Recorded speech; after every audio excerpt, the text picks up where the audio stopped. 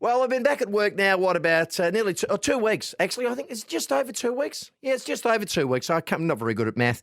And I'm very much aware that I had a really long conversation with a mate of mine the other day who really does need a holiday. He does. He is suffering from, well, probably burnout is probably the best way to describe it, where he's intensely driven to a point where he's stopped breathing, stopped smelling the roses, stopped even looking at the colour of the blue sky because he's so driven to get to the ultimate goal. And I ask myself, is it that important? The ultimate goal is important at certain ages. You've got to pay the bills. But as we get older, do we need to burn out to a point where we become a crisp? I've got Anna Black on the phone, career counsellor and consultant, and I'm very happy to say that she's going to talk to me about burnout philosophies. Anna Black, hello, and welcome back to radio. Hey, Todd, how are you going? Thanks for having me back. It is wonderful to have you back. Burnout, have you ever suffered from burnout, or do you need a holiday? Have I ever suffered from burnout? I wouldn't say not to a large degree, but there's different stages of burnout. Right. So I think we all experience this sort of low level quite frequently, which is a kind of periods of high stress. But that's okay if it's only short periods, and we can still be effective. We can still get stuff done. Sure. But those higher degrees are the ones, obviously, that are more serious. Sure. And I've never been to that point where I haven't been able to get out of bed, but certainly been at times in my life, and certainly caused by work at different periods where I've really needed to stop. Otherwise, I could have ended up there. What are the signs? Because I can see it in friends of mine. There's an intensity in their eyes. They never put down their phone. They're driven by this or driven by that. They never stop and have a cup of coffee. Their shoulders are always up, not down. What signs should we look for in our mates or family or even in ourselves where we're starting to get a little bit lumpy? Sure. No, there's and you've touched on two different things there. Actually, I think there's a certain type of person I think who is more at risk of burnout. Is one thing. So those people who tend to be overachievers, highly dedicated. Their career is really important to them. Perhaps perfectionism is a really strong driver as well. And those also on the flip side, those people who are empaths, so highly empathetic or people pleasers, and just want to serve and give and make sure everyone's okay. So that's one really interesting point in terms of the warning signs. I think if we're feeling, essentially, burnout is caused by stress. And if we're under stress for a long period of time, then we start to get fatigued and our performance starts to be impacted. So if you feel yourself, not being able to do things as well as you have before, then that's a really, that's a red flag. That's a warning sign. Anna, isn't that old age when you feel as if you're? Let me get there. I need to ask this question because old age is like, hang on, I used to do that a lot better than I do now. Maybe I'm just getting older, or is it stress? Because I find I've got to laugh about things, and that keeps me stress free. But I'm still doing things, I think. But am I doing them as well as I used to? Wow, there's a pondering thought. That is a really good question.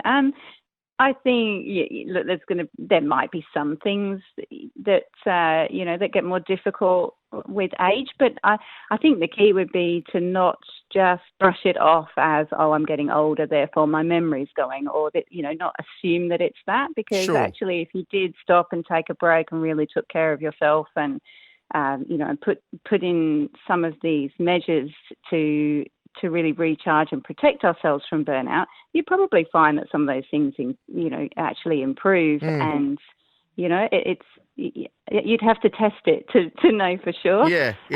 But we shouldn't be sort of writing things off and assuming it's age. Sure. And these things are not within our control to improve on. It is interesting too, because we have the ability to watch others and be observant and see changes and think to ourselves, do they need help? We also have the ability to look in the mirror and see ourselves. Sometimes it's really hard to look in the mirror or just observe yourself and be honest with yourself and be fair dinkum with yourself, because I believe I sort of know in my heart of hearts, I've just come back from holidays. and I'm well and truly in holiday mode mentally. Why? Because I really looked at what I was doing whilst I was on holidays, and I thought, I like this. This is a nice me. The me that was at work was slightly different, so I've shifted things. But sometimes it's hard to look at yourself, isn't it? It is. It's very hard to see ourselves objectively, and I think there's a couple of reasons for that. There's a really a brilliant quote, and the name escapes me at the moment, but it's the contents of a jar can't see what's on the label. So we actually can't see ourselves objectively. I think that's a really valuable analogy.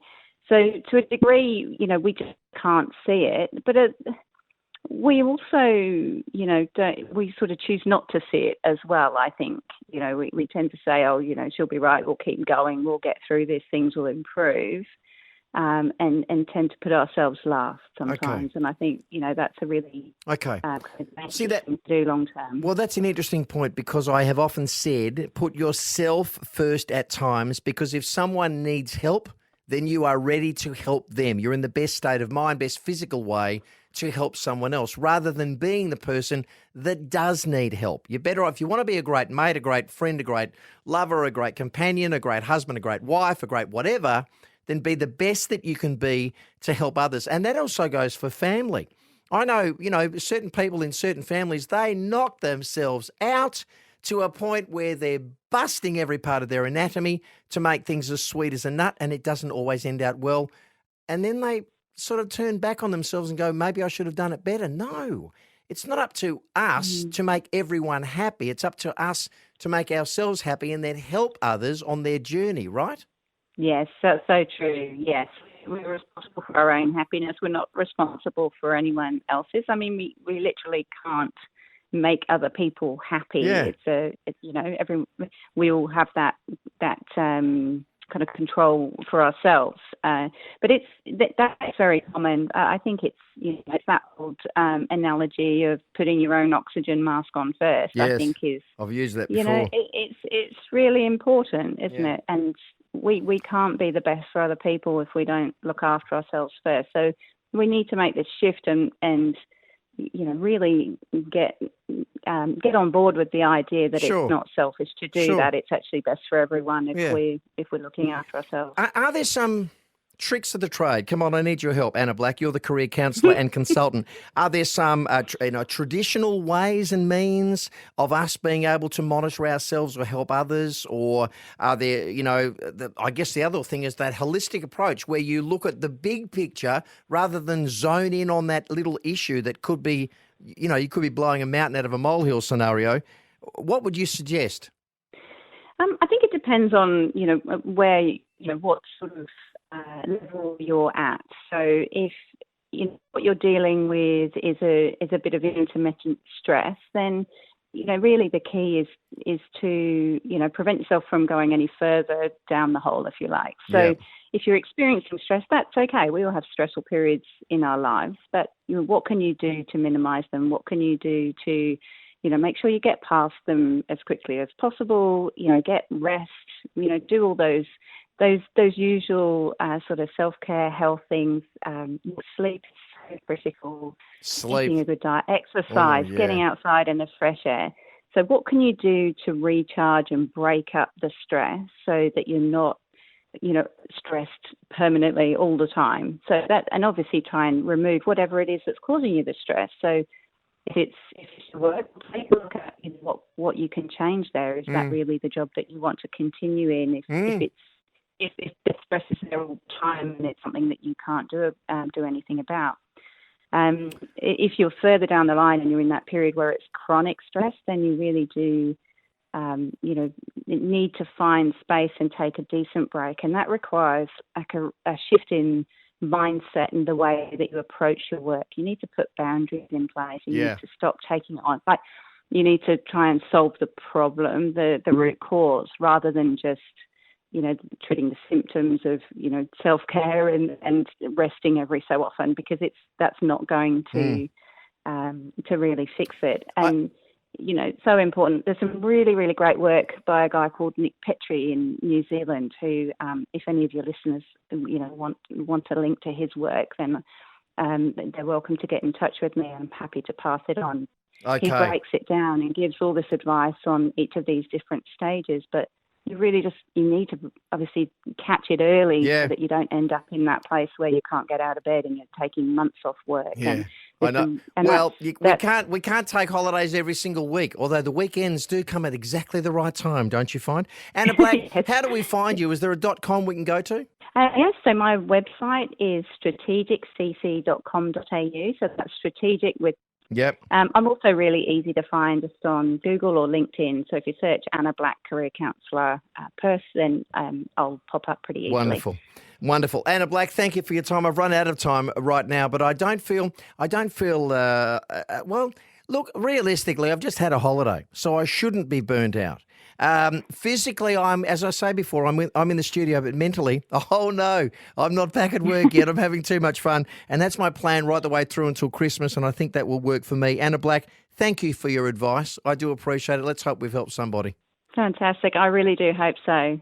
Good on you, Anna. Thanks, Tod. Great to have Anna Black with us, folks. And don't forget, if there are things that are troubling you, you've got a couple of options. If it's really, really, really tough, Lifeline WA is always there, 13 11 14. God bless them. You can do a bit of a LinkedIn or a Google search on Anna Black yourself and chase up a few. She gave us a few little tidbits there. I quite like that idea. Philosophies for you to work yourself through the burnout, because this is the world that we live in, where we're confronted by news constantly.